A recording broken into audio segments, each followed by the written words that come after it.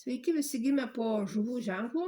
Pasižiūrėkime, kas laukia jūsų nuo balandžio 29 iki gegužės 5 dienos. Savaitės perspektyvos,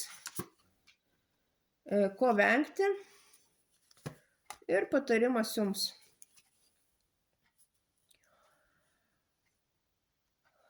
Savaitės perspektyvos tiesiog bus proga pradėti kažką tai naujo.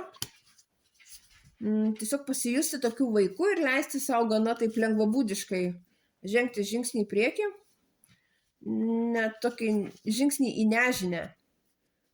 Tiesiog leisti savo užsiimti kažkom nauju, galbūt kažkom nelabai apgalvotų, suplanuotų. Tiesiog leiskit savo pabūti tokie biški vėjavaikiški, tokį duokit savo lengvumo jausmą. Ko vengti? Venkite per didelio atsipalaidavimo. Per daug neužbaliavokit, per daug neprisivalgykit. Žodžiu, per daug neatsipalaiduokit.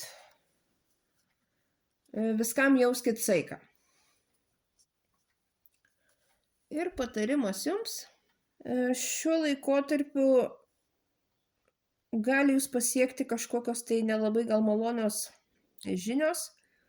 Galit susidurti su tokia nelabai malonė tiesa, sakykim.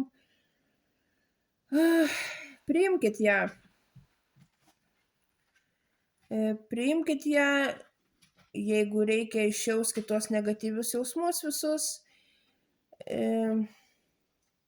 Reikalui esant nutraukite santykius, kurie jūs skaudina.